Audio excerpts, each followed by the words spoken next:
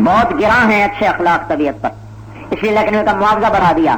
تو بھائی تبلیغ کی محنت یہ کوئی صرف بستر اٹھا کے جانے کا نام نہیں، یہ مرکز بنانے کا نام نہیں، یہ سارے اس کے اسباب وسائل ذرائع ہیں. تبلیغ ایک جہد ہے جس میں ایمان کو سیکھنا، عبادات کو سیکھنا، اخلاق کو سیکھنا، علم کو سیکھنا. پھر یہ ساری محنت تب محنت بنے گی جب اس میں اللہ کی رضا کا جذبہ ہوگا. وہ بھی موسیٰ کے علیہ السلام کے قصے میں ہے، جب اللہ تعالیٰ نے سب کچھ کر کے بلایا کہ آؤ تورات دوں تو دوڑ کے آئے. اللہ نے پوچھا دوڑے کیوں ہو؟ کہلے تاربا تاکہ تو خوش ہو جائے، تو راضی ہو جائے. تو میری دوڑ، میری بھاگ، میرا بول، میری نشست، میری برخاست، میری خلوت، میری جرت، میرا قیام، میرا قعود، میرا روزہ، میری تبلیغ، اس سب میں کیا چاہتا ہوں میں؟ یہ اللہ تو راضی ہو جائے. پھر تو یہ دین ہے. اور اگر اس سے میں عزت اور دولت اور شہرت اور وجاہت کا طلبگار ہوں پھر یہ سب کچھ دنیا بن جائے گا. پھر ریاکاروں سے جہنم میں ایسی بدبو اٹھے گی کہ زانیوں میں بھی وہ بدبو نہیں ہوگی جو ریاکاروں میں بدبو ہوگی. اور کہیں گے تم کیا بلا ہو، تم کیا بلا ہو، تم کیا مصیبت ہو، تمہارے آنے سے ہم پہلے دکھی اور دکھی ہو گئے. اور ہائے ہائے ہائے ان کے ساتھ وہ ہوگا جو کسی کے ساتھ بھی نہیں ہوگا، جو دین کی شکل میں دنیا کماتے رہے. اللہ کہے گا آؤ بھائی ان کو جنت میں لے جاؤ. وہ بڑے خوش کو جا رہے. جب جنت کے دروازے پر پہنچیں گے اور جنت کو دیکھ لیں گے اور کہیں گے بس آگے منزل، اللہ کہے گا واپس ڈالو جہنم میں. او ہوئے ان سب سے زیادہ حسرت ان کو ہوگی. کہیں گے میرے مولا دوزخ میں ڈالنا تھا تو جنت دکھائی کیوں؟ نہ دکھاتا تو ہمیں صبر ہوتا، دکھا کے ہمیں کیوں تم نے دوزخ میں ڈالا؟ اللہ کہیں گے میرے ساتھ ساری زندگی دھوکہ کرتے رہتے، میرے نام پر اپنی دنیا کمائی، میرے دین کی شکل میں تم نے دنیا کو کمایا، تم ساری زندگی مجھ سے دھوکہ کرتے رہے، تمہاری یہی سزا ہے کہ تمہیں جنت دکھا کے میں جہنم میں ڈالوں.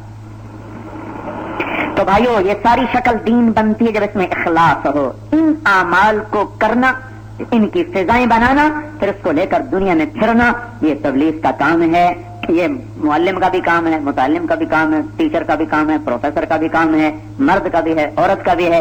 اس امت کو یہ اعزاز ملا ہے، اس کو کرو میرے بھائیوں. اس کے ساتھ دنیا میں امن آئے گا، عزت آئے گی، کامیابی ہوگی، اللہ ساتھ ہو جائے گا. جنت کے وعدے ہیں، دنیا کی عزت کے وعدے ہیں. واللہ یعصمک من الناس، یہ اللہ کا وعدہ ہے. بلغ ما انزل الیک من ربک، میرے محبوب تو میرا پیغام پہنچا، تیری حفاظت میرے ذمے. تو اس میں اشارۃ النص ہے، عبارت قرآن کی آیت اشارہ کر رہی ہے کہ اگر یہ امت تبلیغ کے کام کو کرے گی تو اللہ ان کی حفاظت فرما لے گا. تو ہم اس وقت غیر محفوظ ہیں، حفاظت کوئی نہیں. ایٹم بم بنایا تھا کہ محفوظ ہو جائیں گے، اور زیادہ ذلیل ہو گئے ہیں، اور زیادہ غیر محفوظ ہو گئے. تو اب میں کیا کروں؟ اب میں کہہ رہا ہوں تبلیغ میں نکلو، تبلیغ میں نکلو. اب قرآن کا وعدہ ہے واللہ یعصمک من الناس، اے میرے نبی میں تجھے بچاؤں گا لوگوں سے.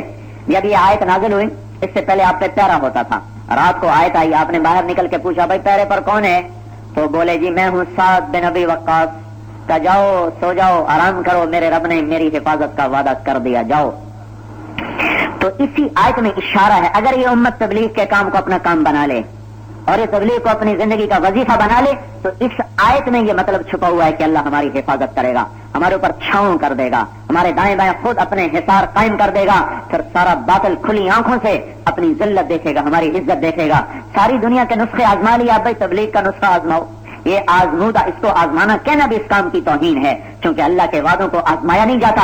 آزمایا تو سائنسدانوں کی باتوں کو آزمایا جاتا ہے، حکیم سنیاسی کی بات کو آزمایا جاتا ہے. اللہ کی بات آزمائی نہیں جاتی، وہ ہے، وہ حق ہے، وہ سچ ہے.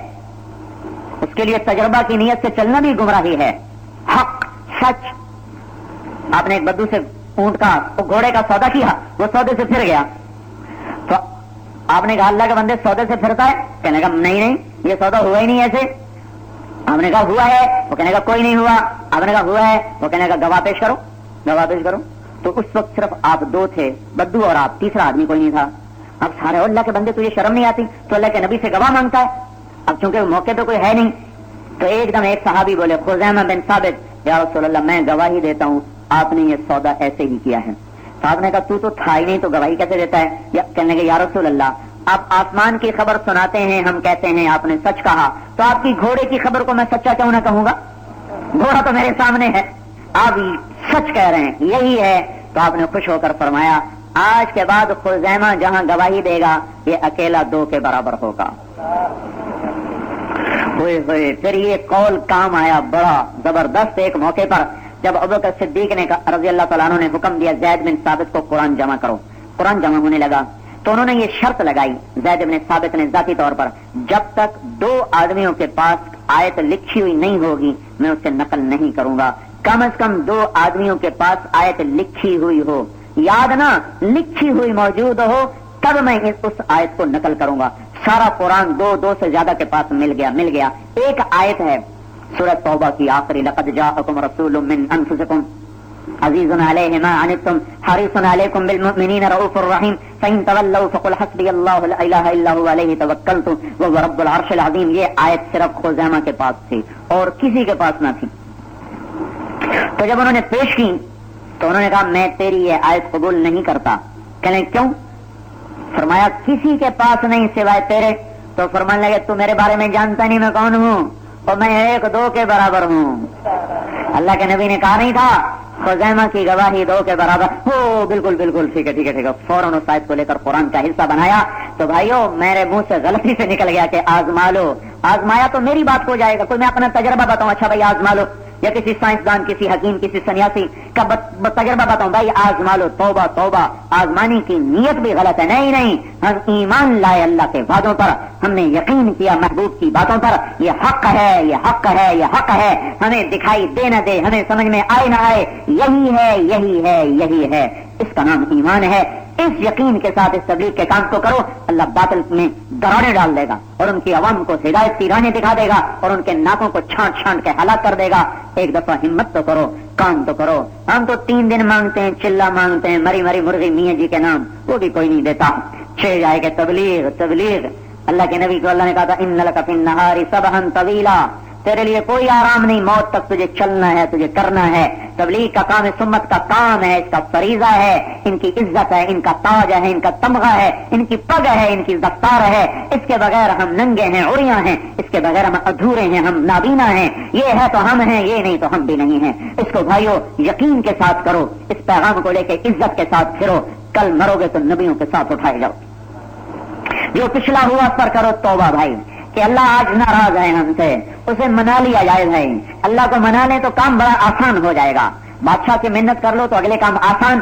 اللہ ناراض ہے اسے منا لو بھائی, اس کے دربار میں توبہ کر لیں.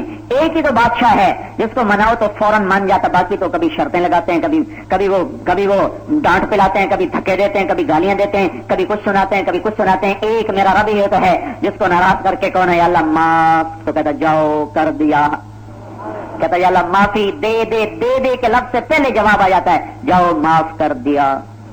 نہ پوچھتا ہے کچی کے پکی, نہ پوچھتا ہے دوبارہ تو نہیں کرو گے, نہ پوچھتا ہے بڑھاپے میں کیوں آئے ہو, جوانی کہاں برباد کی. بڈھا آ جائے, جوان آ جائے, عورت آ جائے, مرد آ جائے, 60 ہوا آ جائے, 17 آ جائے, 72 آ جائے, یا اللہ معافی لگا تھا جاؤ معاف کر دیا.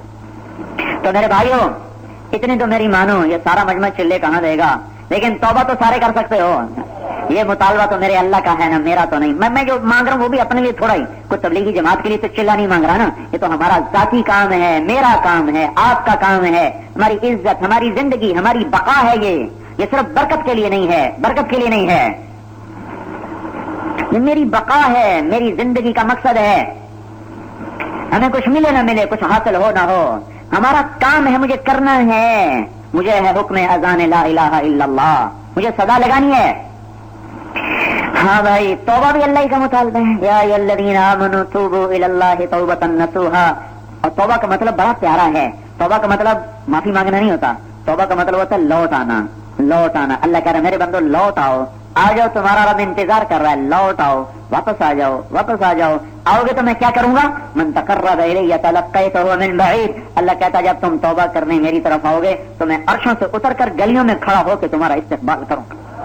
فرشتے ہار لے کر کھڑے ہوں, اللہ باہیں پھیلا کے کھڑا ہوگا. یا ایھا النفس المطمئنہ آجا ارجعی, آجا. جیسے ماں بچوں کو کہتی آجا, وہ لپکتا ہے, مچلتا ہے, اچھلتا ہے, اور اما کہتا ہے اس کی گود میں گرتا ہے. میرے رب کی قسم یہ وصال اتنا حسین نہیں ہے جتنا بندے اور رب کا ملاپ حسین ہو جاتا ہے.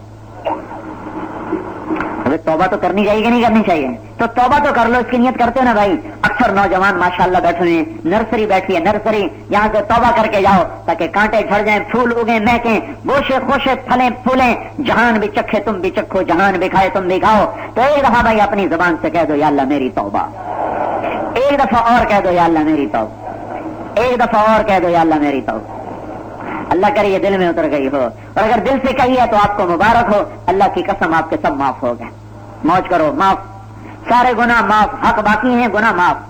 हक दबाया था वो माफ हो गया, हक की अदायगी बाकी है। नमाज छोड़ दी थी वो माफ हो गई, कज़ा बाकी है। ना पढ़ने का अजाब माफ, किसी के हक मारने का अजाब माफ, हक की अदायगी वापस, फराइज की अदायगी वो जिम्मे है, बाकी माफ हो गया। तो इस वक्त ये फरिश्ता उल्टे हाथ वाला खाली होकर बैठ गया।